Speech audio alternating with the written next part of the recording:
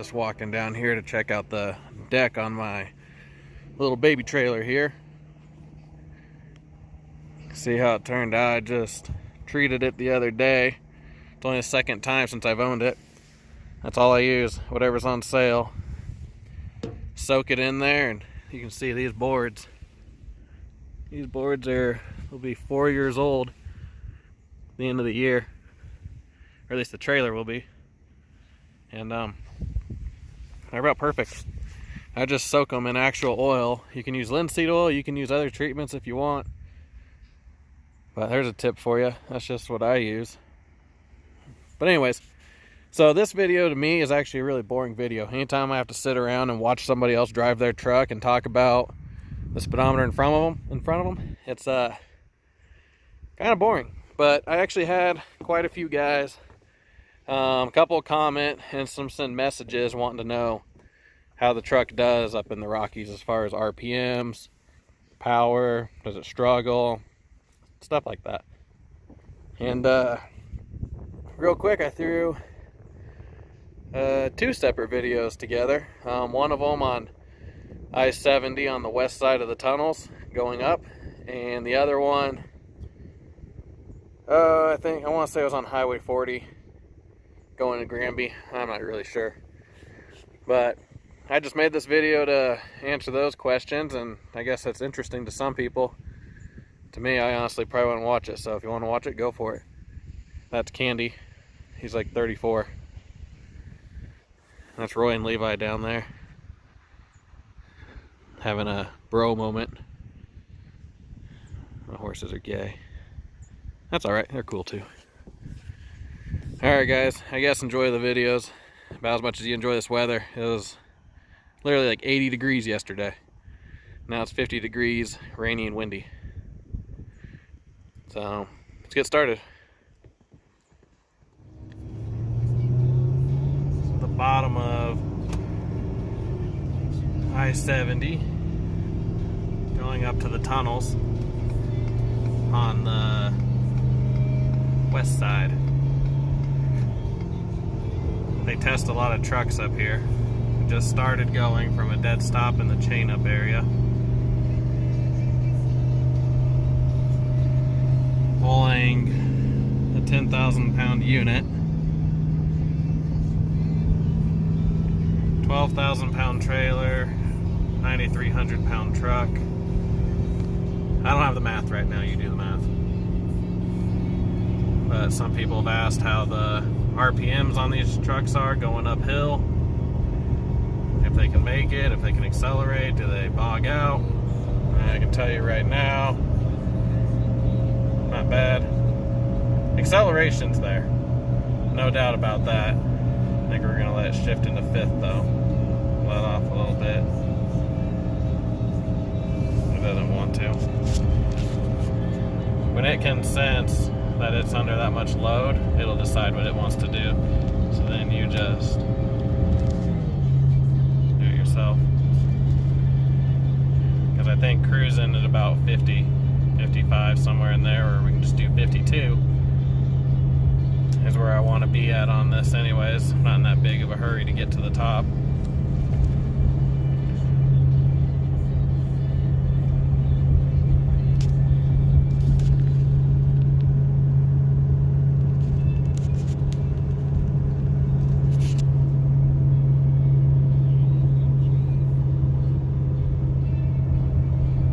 That's pretty much it. You can see as it gets steeper here, it's going to want to lose speed a little bit. So it's not that big of a deal to drop it into 4. I don't know if the video shows accurately how steep it is, but this is going up to Loveland Pass, where the Johnson-Eisenhower tunnels are. The elevation's like 11,000 feet, something like that.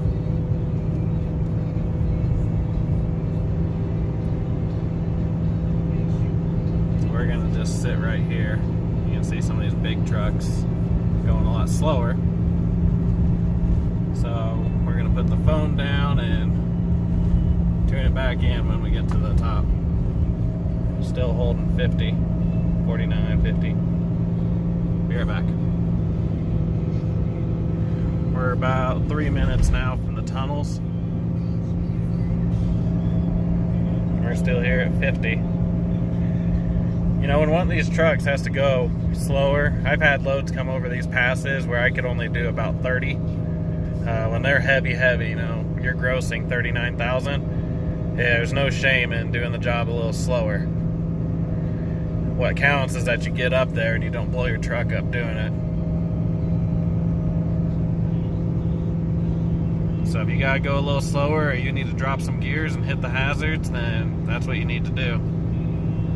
It's not about who can get to the top fastest unless we're actually racing, and well, I tell you, we're gonna lose the race to this Chevy here with no trailer.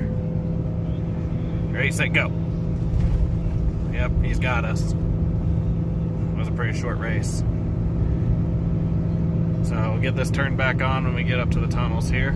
If you've never seen the tunnels, well, you're missing out. So we're gonna fix that for you. Well, we're about to the top here.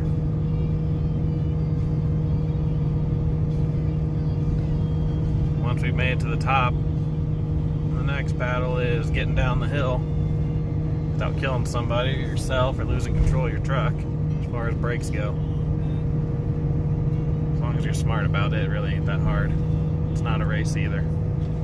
So this side's the Johnson Tunnel, the other side's the Eisenhower.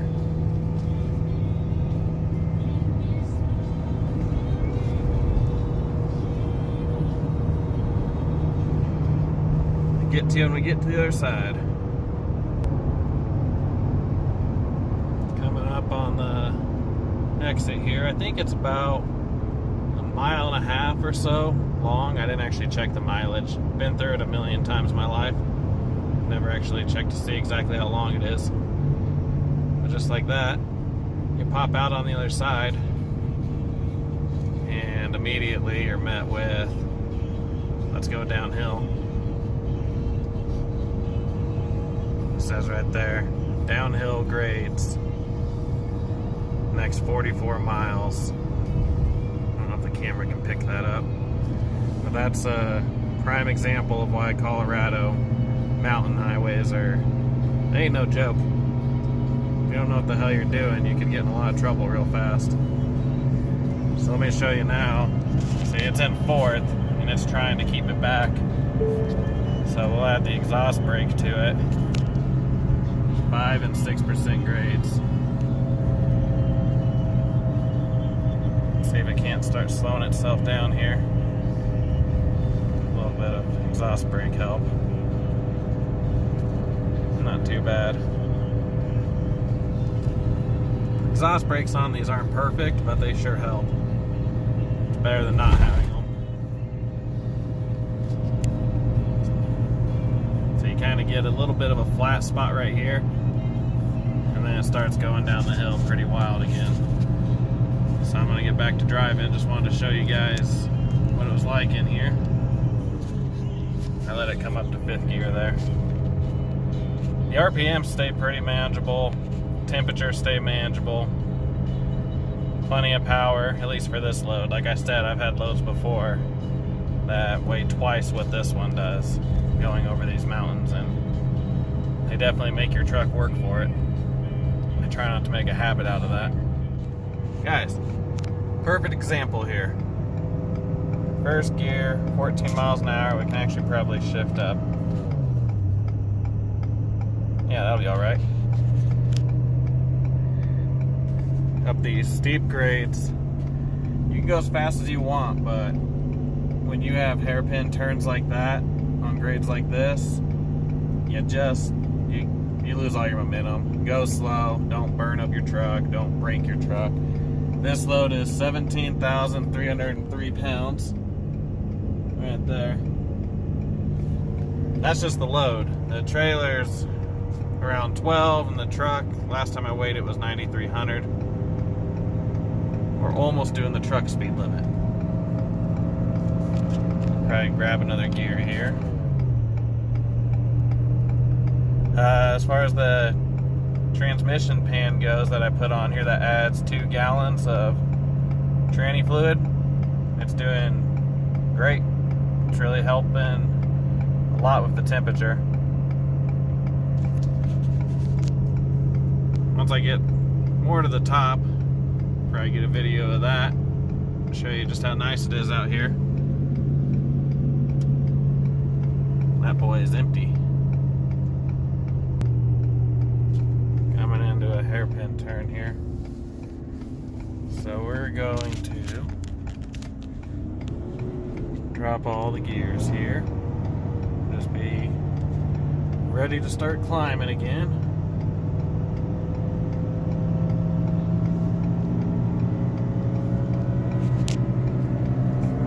Doing pretty good there. Put her in second. It'll accelerate up blurry up this hill. Blurry again.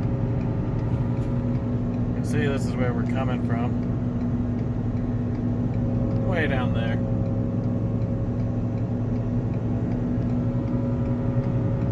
We get a little farther up here. Probably stop and get out and take a look. Try to find a flatter spot. I hate starting on a hill, but we can do it if we have to. Well, you really can't see much. What you can see, though, is this helicopter. Where'd it go? I can't see it. There it is, somewhere. It's hard to see. You can see him there, blending into the mountain. But they're doing something up there. I don't know what.